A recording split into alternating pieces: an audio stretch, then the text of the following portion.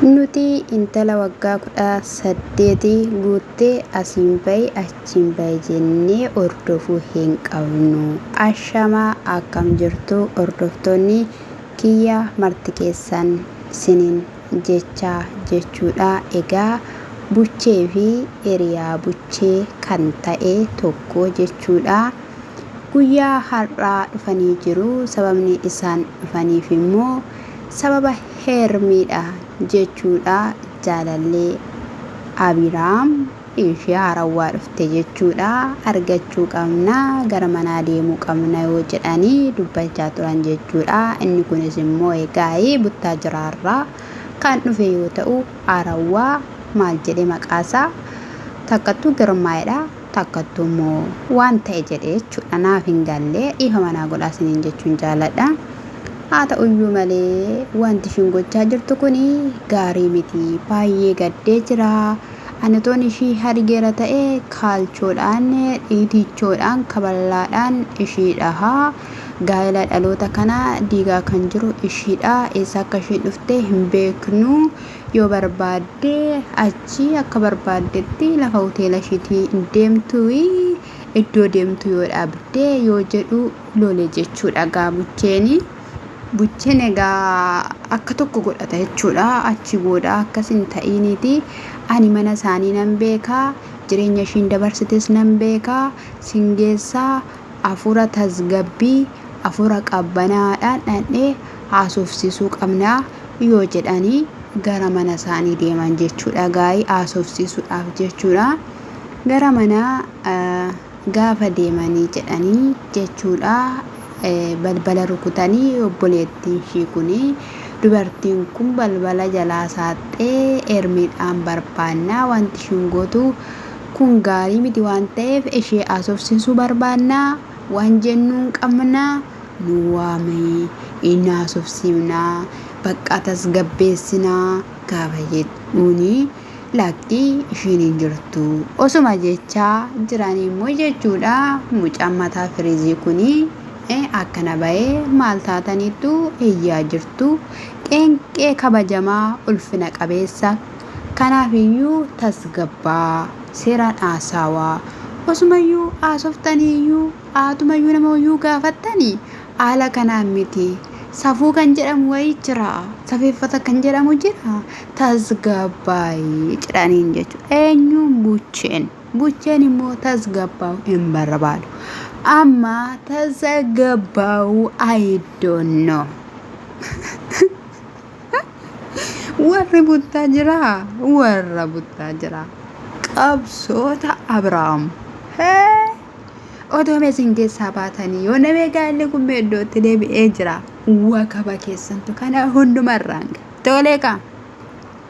Amma gara isaaniittan deebi'aa. Kanarratti egaa gaafa jedhaniiniyyuu nuti maatii faana wal arginee maatiin akka tasgabbeessanii warramnu na hidhame akka tasgabbeessan barbaanna waan ta'eef mee nu waamaa jennaan lakki ishiinii hin jirtu sii waamuu hin dandeenyu jedheen obboleessa jechuudha.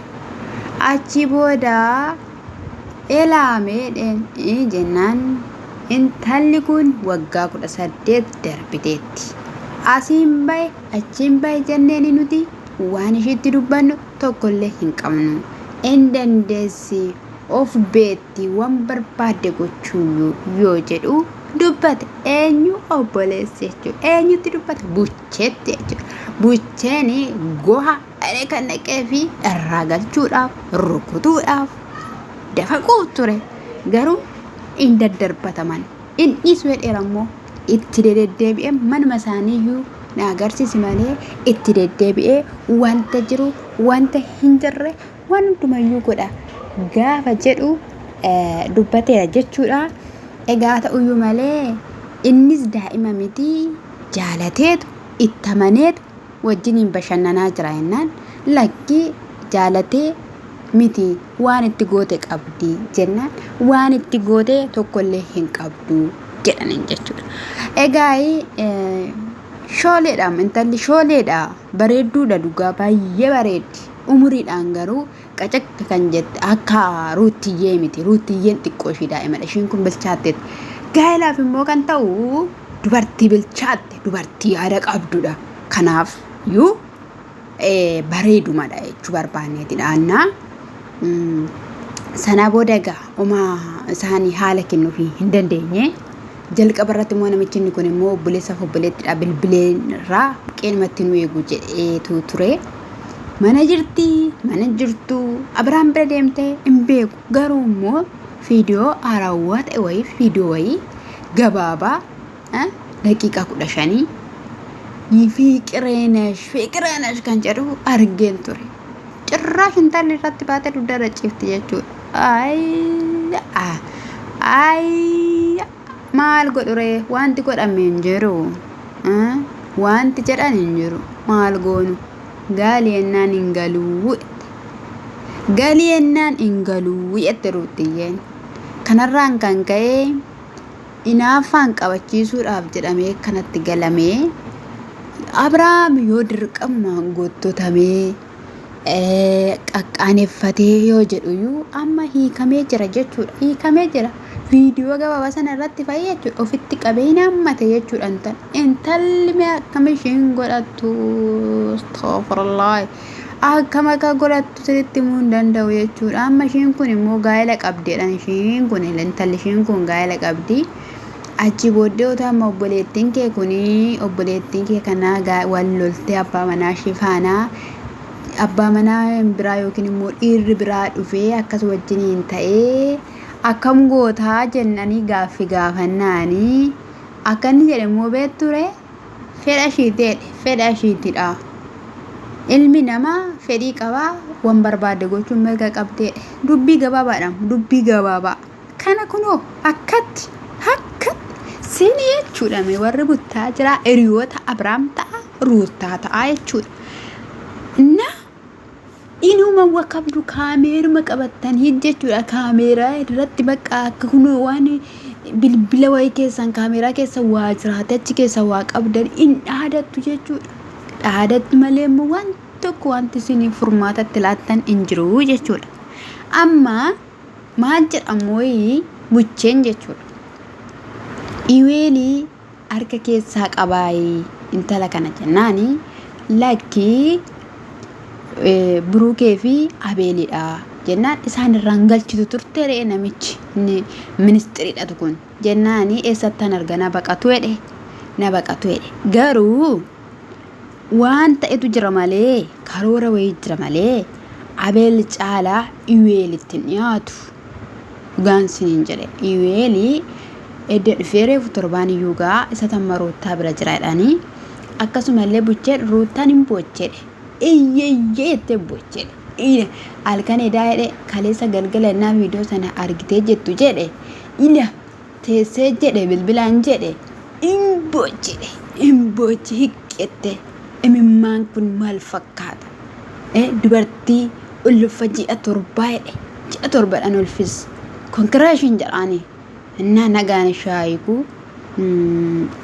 ilma dhiiraas adeessu. Ilma dhiiraa. Maaliif jettinaan hin jettanii? Roorroo irraa lola ruutaarraa. Irraa lolaamu. Qalladduusin ilma dhiiraa kennuuf mootii jechuudha. Maal godhuree? Amma Ruutaa fi Abiraam addan baanii hordoftoota. Sababni isaa iyyuu maal isinitti fakkaate? Ruutaa waan barbaaddu qabdi. Wanti ruutaan barbaaddu kun immoo ta'ee hin argamne. Abiraam immoo waan barbaadu qaba.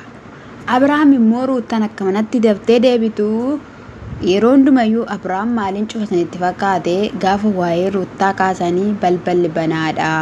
Manni kan ishiitii dhuftee haa galtu olaa seentu ani yoo mana ishii dhoowwe jedha jechuudha.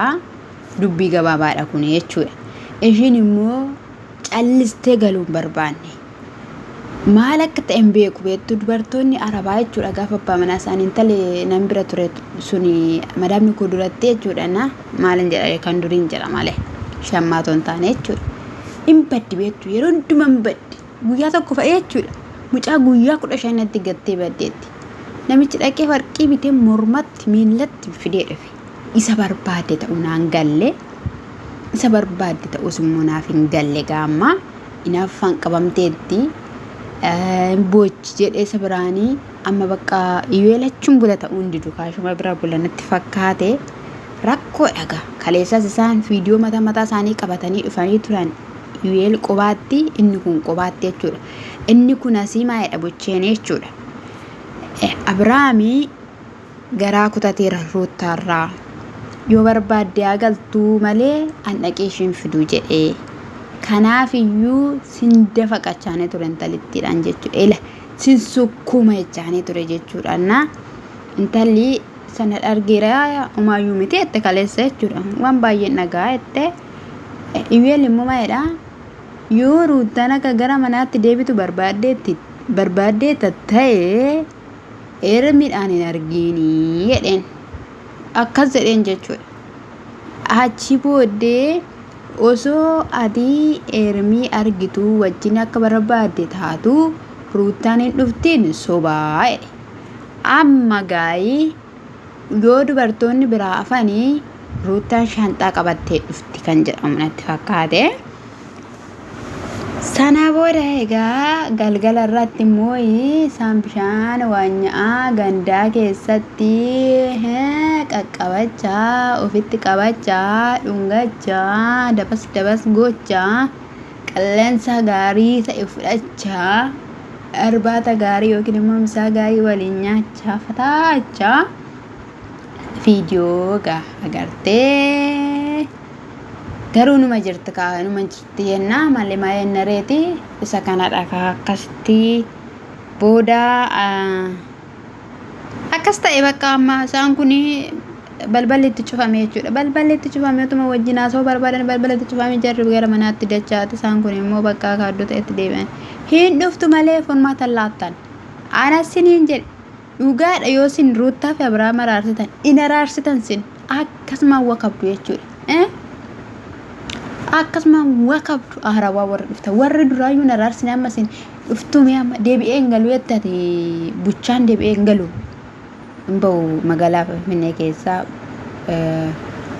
buttaa jiraatti hin galu jedheera kanaafiyyuu egaa waan godhee walitti deebisee ni galaa garuu Ruutaan osoo mana isheetti deebitee deessee baay'ee namatti tola yeroon kun yeroo bochuu miti dhugaa dubbachuudhaaf gaaffiin Ruutaa inni jabaa inni keessa ishee adeemaa jiru dhimma dubartoonni yeroo hunduma Abrahaamiin arganii wajjiniin akka barbaadan ta'an yeroon siniin jedhu Abrahaamii sadee beekaa tooftaa beekaa akkatti namatti siqu beekaa garuu immoo lafa xuraa'ummaatti nama argamu miti nama kamiyyuu fittisiisuu barbaada nama kan wajjiniin iyyuu ta'uu barbaada kulfuu barbaada firiidha isa kana immoo Ruutaan hin barbaanne Ruutaan kan ishiin barbaadde Abrahaam qalxaaffaa ta'e gaa'ilaaf gaa'ila isaa qofa ija isaarra buufatee akka inni adeemu ishii qofa dubartiin bakka amanattee calleedheef bukkeedhaaf duuba fuulduraan dubartii kan jedhamtu ximxixif ishii godhe ishii balleessee ishii qofa akka laalu barbaadde hin taane Abrahaam amma kinoo ariifatee jechuudha osoo dhuma ishiin aan kootu jedhuun ishiin dinnaan intaa ishee kana bira dhaqe bakka dhaqe ariifatee dhaqe jechuudha otonni sun sirratiin isa lammataa balleessaa jiru jechuudha fataa jedhan nuti sirraa fataa jedhan hai manni madaamiyyuu nu gubeen nu dhufame kanaafiyyuu irratti fataa inni isiniin jedha eebbifamaa kaa eebbifamaa fayyuma ta'a bakkuma jirtanitti naguma ta'a akkasumallee nagumaan biyya keessan eegutan biyya keessanitti galaa isiniin jedha asumaan immoo xaqqan haa godha taappen haa godha biraan haa darba I miss you sinan jaalladha